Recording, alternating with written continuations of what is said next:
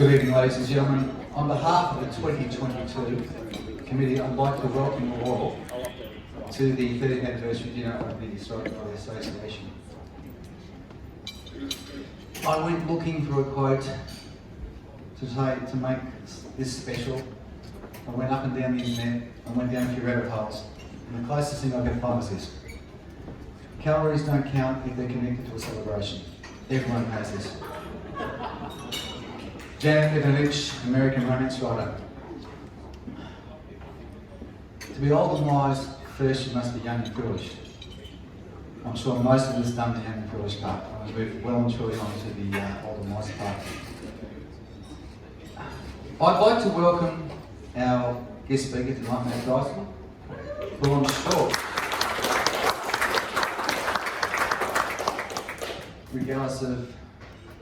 regardless with numerous anecdotes from the Paris to Peking and other events that he's done in the long distance world.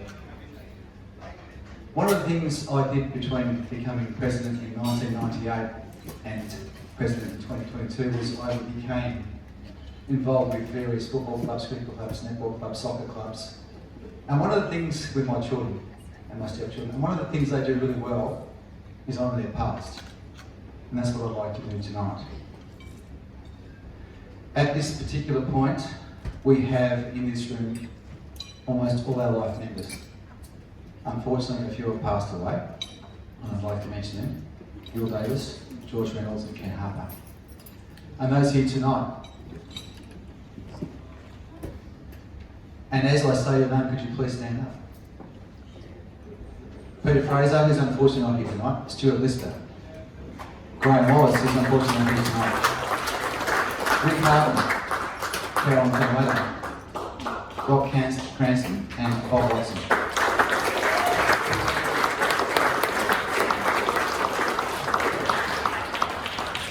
Have I missed someone? My enthusiasm. I did. Mr. Hollywood, could you please stand up as well? And nearest. It was nearest. No, it was the nearest. I'd also like to make a special mention of Marsha Davis, who's here representing Bill Davis.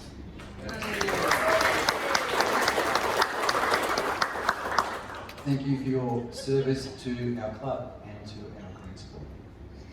I'd also like to acknowledge our past presidents. If you have served as a president, and most of you are here tonight, I'll send the board, it's up the back. Could you please stand?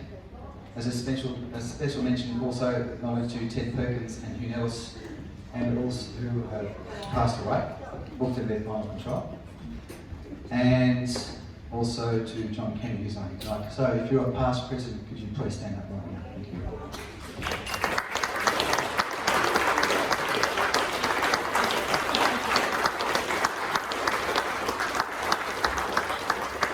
Thank you to your service to the club, your controlling of your committees, and their service to our club.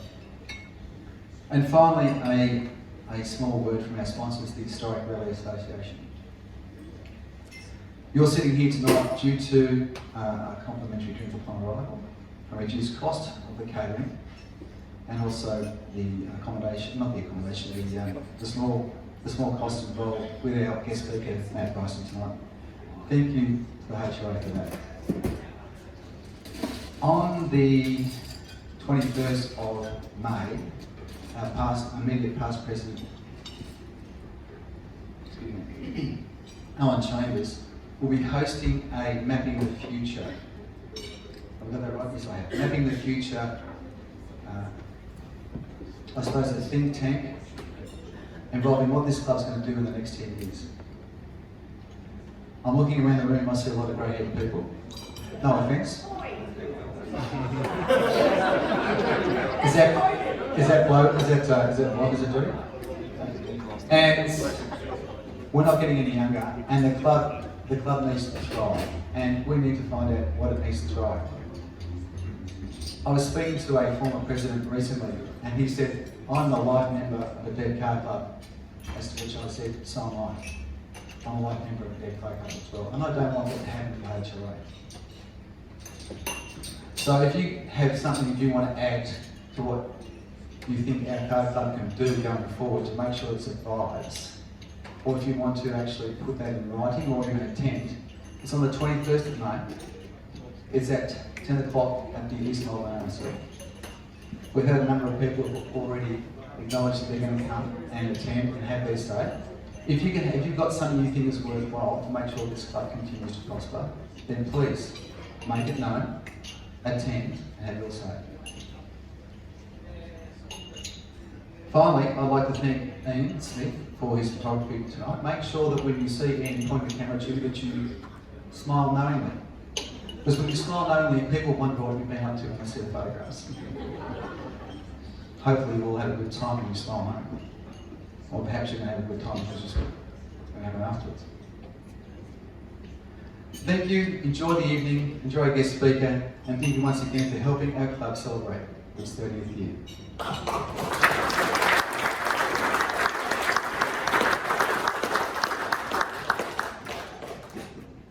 Thanks, Dave. I believe Kim Harper is going to say a few words.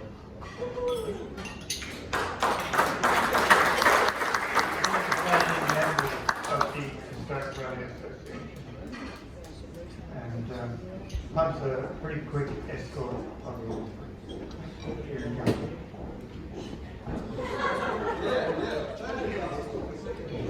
He's taking the longer. Obviously, don't have a navigator.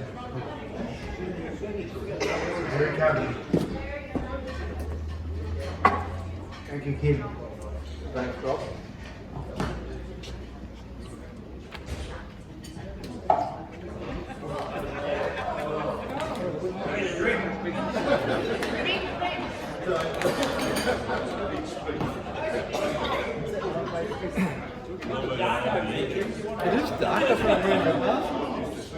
Thank you.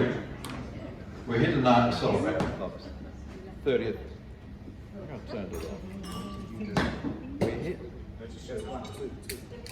We're here.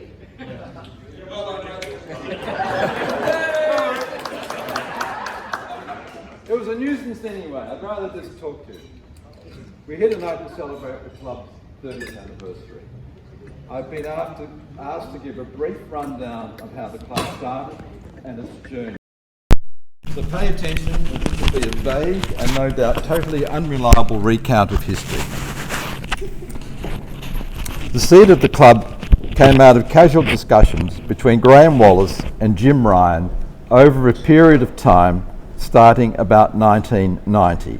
And I acknowledge that Jim is here tonight, which is just fabulous, and I'm very happy about that.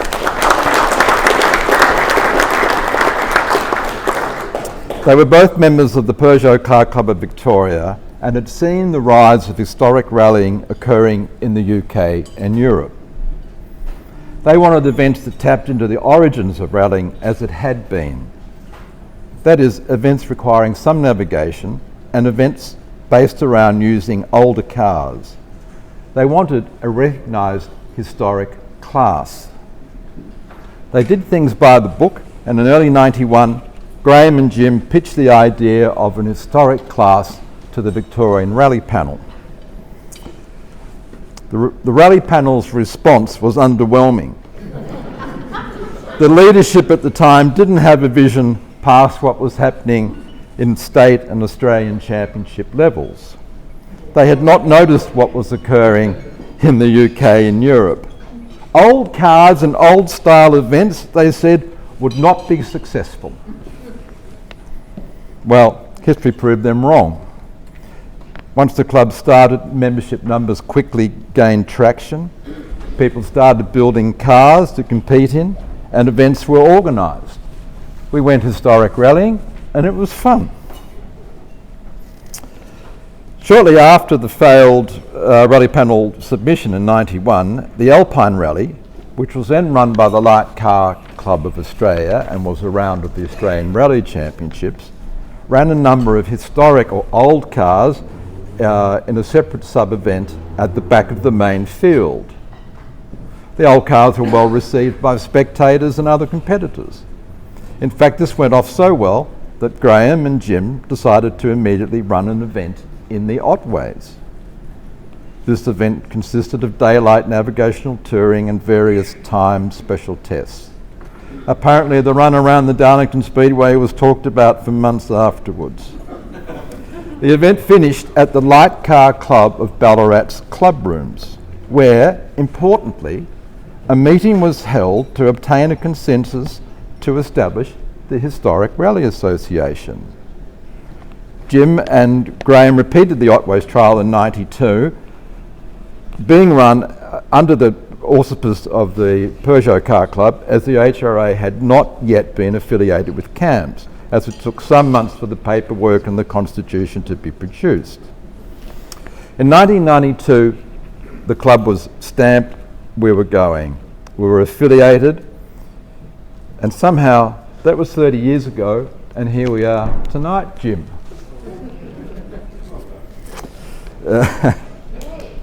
The first event run under the HRA was a touring assembly directed by the late Ray Daniels in 1992, based around the Gembrook area. The first committee meetings occurred at Roland Tidd's house in Balwyn.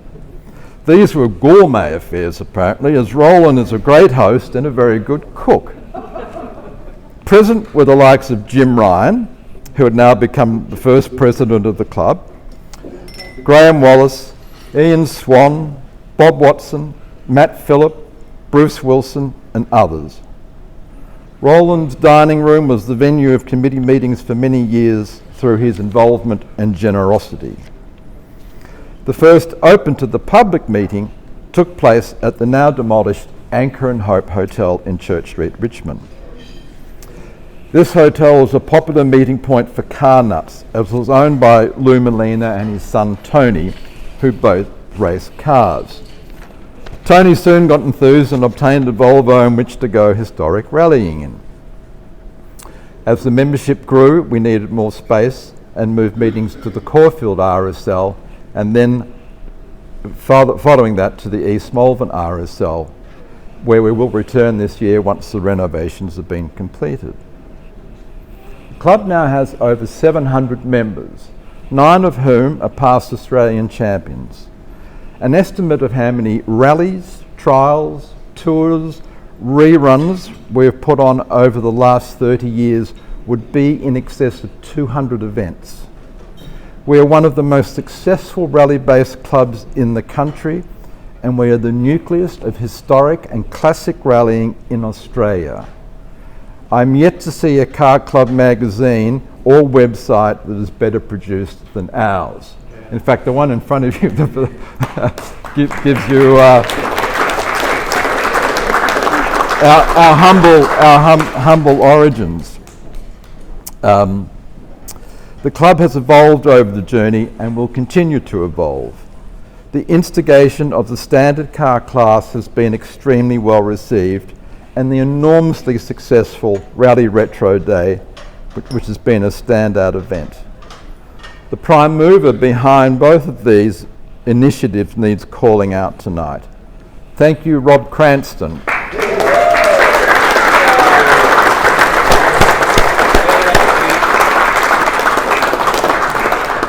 Rob, you have given much to the club, and we hope you will continue to in the future.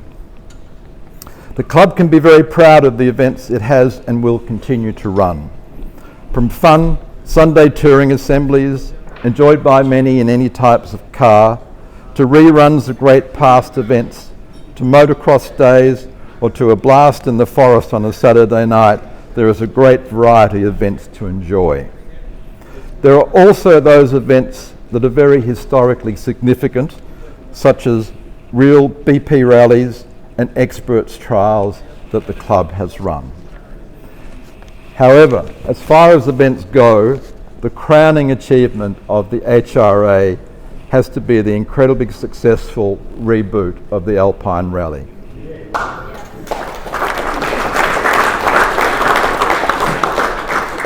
Stuart Lister picked up and guided this iconic event into its current stage. He nurtured a talented team of people to support and succeed him. The event has not been watered down. It remains the event for anyone who wants to run with fields of over 100 cars. It was sad that last year's 100th anniversary of the Alpine did not take place, correctly because of the COVID risk. However, it will take place this December and it'll be wonderful.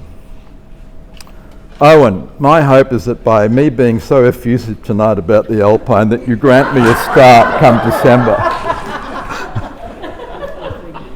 I've got it over all the rest of you now. You made badges once, Kim, do you remember? The thanks Stewie badges? Yes. There's some badges for Owen. Get a badge done. Get a badge. Good idea, Jodie. No doubt Graham and Jim must look back with pride as it was they who kicked it off and they who were the kernel of what has become a great club. I'm going to ask you to join me in 2 toasts tonight, so please charge your glasses.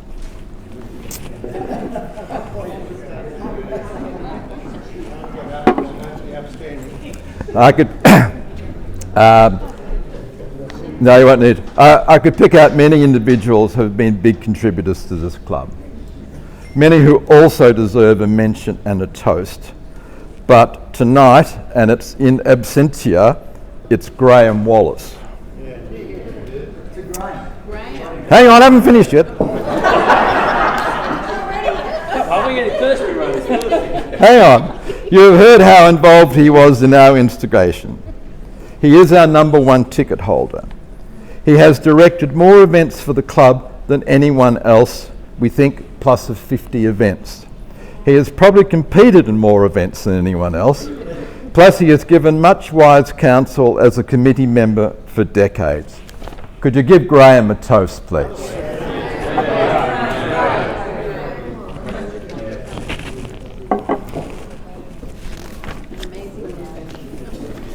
Fellow members, getting close to the finish. Fellow members, clubs come in all shapes and sizes for all sorts of reasons. They form part of the fabric of life. They provide us with a venue to participate in a sport or activity that interests us. They provide an immediate circle of like-minded people. They join us together in shared fellowship and friendship. The only need the club has is the oxygen and the efforts of its members to keep it running and continue its success. Now, I too went looking for quotes, Steve, and I found this quote by a chap called Casey Stengel. You won't have heard of him. He was a famous baseball player and then coach for the New York Yankees in the 40s to 60s, and he became the manager of the Mets. And I'm slightly concerned that this is apt for a lot of us. Casey said, "They told me my services were no longer required at the club because they wanted to put in a youth program as a way of keeping the club going. I will never make the mistake of being 70 again." Thank you, everybody. Let's toast the HRA.